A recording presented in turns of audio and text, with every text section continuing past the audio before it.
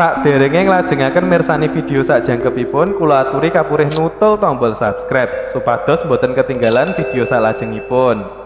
Kagem kemanfaatan video menika, monggo dipun like, komen, lan ugi share. Mugi panjenengan sedaya pinaringan seger waras, bejo donya bejo akhirat, rahayu rahayu rahayu sagung dumadi. Jangan lupa ngopi lagi. Di sini kita belajar bareng, kita sinau bareng, kita mengkaji bareng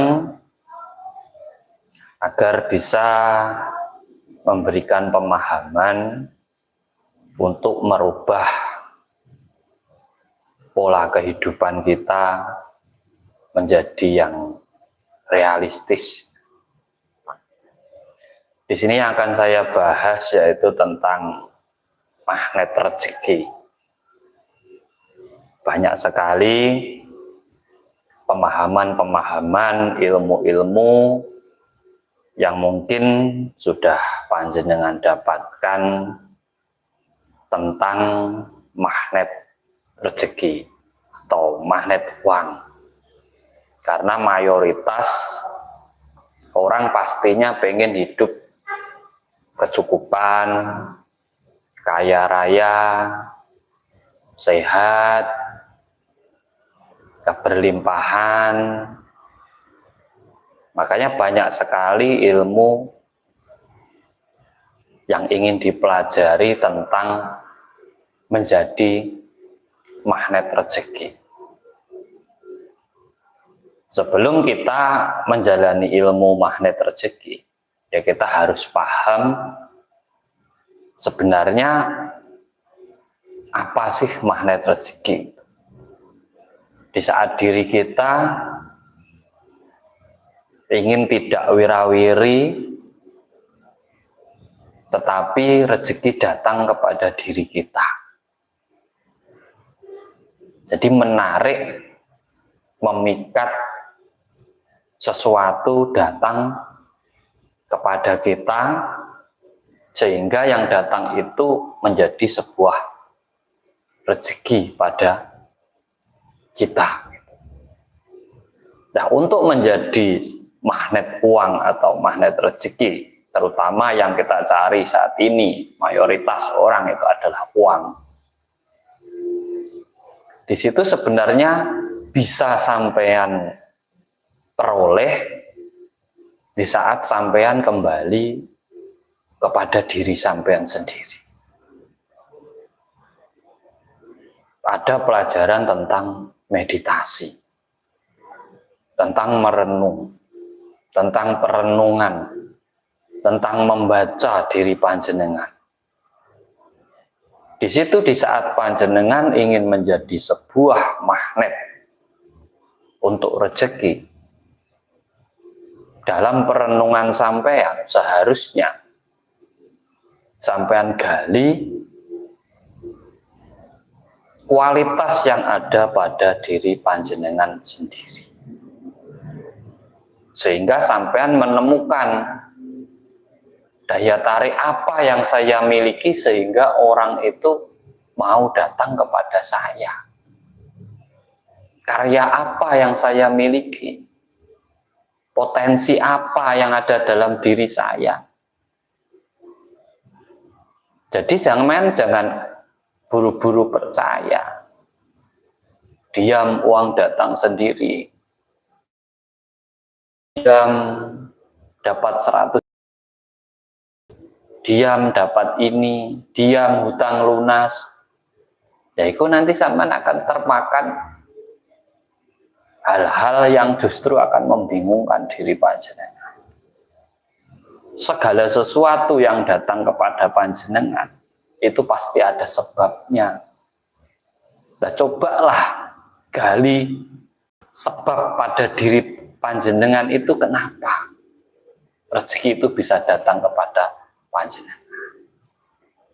Ya tentunya harus ada karya yang sampean ciptakan, karena kita punya namanya indera pencipta. Kembali ke kepala kita gitu. Apa yang bisa sampean ciptakan sehingga menjadi daya tarik orang lain untuk datang kepada panjenengan semuanya. Yaitu sampean ciptakan. Bisa sampai dengan usaha sampean, bisa dengan ilmu pengetahuan sampean, bisa dengan karya-karya sampean yang lain. Itu akan menjadi dasar magnet itu sendiri, daya tarik sampean gitu. Kalau sampean tidak punya daya tarik, ya rezeki itu ya sampean yang keluar nyari, tidak datang sendiri. Tapi kalau sampean punya daya tarik, sampean menjadi magnet, maka orang-orang akan mencari sampean karena ada sebabnya itu tadi, ada karyanya itu tadi. Nah, setelah sampean mempunyai sebuah karya, entah itu usaha, toko atau dagangan apa sajalah, seni yang bisa sampean munculkan dari kualitasnya diri sampean, baru di situ sampean tambahi dengan yang namanya afirmasi setiap hari. Nah, afirmasi ini dasarnya itu adalah rasa yang ada pada diri panjenengan itu sebagai dasar, sebagai power, energi api, panas pada diri sampean itu menjadi power yang luar biasa di saat sampean mau melakukan afirmasi. Karena kamu punya keinginan, punya tekad, punya niat untuk mendapatkan sesuatu yang sampean targetkan gitu. Jadi pertama sudah punya karya. Kalau sudah punya karya, itu baru sampean lakukan afirmasi sebagai penambah medan magnet sampean biar kuat gitu. Jadi sebenarnya logika ini, logika kalau sampai nggak ada orang itu nggak bisa kaya itu nggak ada. Terus nggak ada orang itu ditakdirkan miskin itu nggak ada. Semua itu kembali kepada usaha kita masing-masing, perjuangan kita masing-masing. Jadi harus jangkep biar di saat sampai melakukan ilmunya itu nggak apa ya, nggak hanya berangan-angan gitu loh. Jadi pertama sampean harus punya yang namanya karya. Karya itu adalah simbol dari kualitasnya diri sampean. Sampean bisa mencipta apa? Kalau sudah punya ciptaan, sampean baru namanya afirmasi. Jadi antara usaha dan doa. Afirmasi itu sebagai doanya. Nah, doa inilah yang menyampaikan gelombang pikirannya sampean ke orang-orang di sekeliling sampean. Nah, nanti baru akan orang itu datang, tetapi ada daya tarik ngono. Bukan semata-mata datang gitu. Bukan tahu-tahu datang, enggak. Ada sebab, ada akibat. Orang itu nganter rezeki ke sampean pasti ada sebabnya. Enggak mungkin semata-mata tahu-tahu nganter, itu enggak mungkin. Ada sebabnya. Ada yang dia lihat, ada yang dia dengarkan dari diri sampean itu. Karena semua itu kita itu punya panca indera. Dan hidup itu berfungsi, panca indera kita itu berfungsi semuanya gitu. Jadi nggak ada amalan bikin orang kaya, nggak ada. Doa untuk bisa cepat kaya itu nggak ada. Kaya itu ya dimulai dari diri kita masing-masing, dari usaha kita, terus baru ditambahi doa. Kalau doa bisa membuat orang kaya, semua orang itu nggak ada yang miskin, kaya semua. Nggak ada orang punya hutang, nggak ada orang yang keleleran, cukup berdoa selesai kan. Sama aja, cukup afirmasi rezeki datang sendiri, mustahil. Nggak ada. Lah orang mau datang itu karyanya sampean opo? Karyamu apa sehingga orang datang? Jadi kalau ada orang menyampaikan itu sampean cermati. Pilih medannya. Oh, saya punya karya pengetahuan, Kang. Saya punya ilmu pengetahuan. Nah, orang akan nyari sampean, datang ke sampean, ingin belajar, ingin sinau pada sampean, kan gitu. Oh, saya punya toko, Kang. Orang datang untuk membeli dagangan sampean. Dari situ sampean rezeki datang sendiri, nggak perlu sampean gimana-gimana, kan gitu. Cara kerja uang bibit yang kemarin gimana, Kang? Kalau uang bibit itu sebagai pendongkrak kekuatan pikiran sampean atau penambah afirmasi sampean, rasa kepercayaan diri sampean. Karena di saat sampean kurang percaya diri, itu gelombang pikirannya sampean juga lemah. Makanya diciptakanlah uang bibit.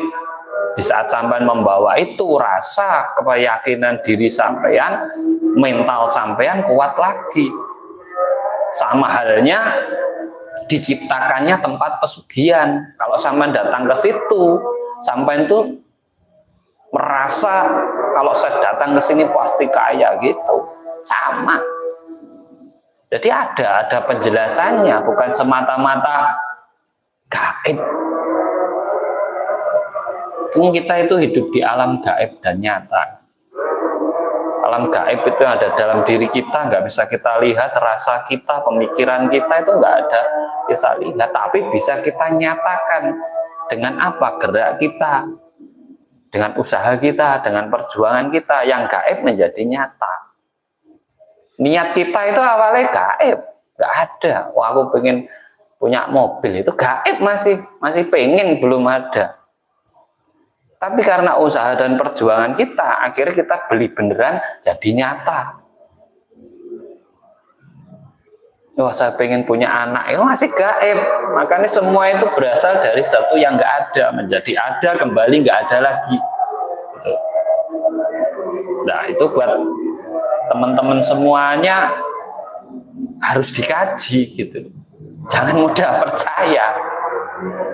Jangan mudah percaya.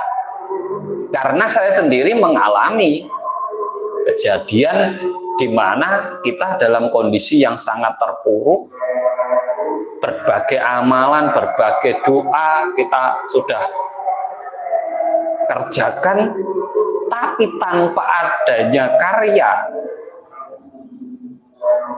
yang bisa sampai ciptakan, omong kosong. Kamu tidak akan pernah bangkit. Kamu mati-matian memotivasi dirimu, tapi kamu nggak punya karya, kan ya susah juga.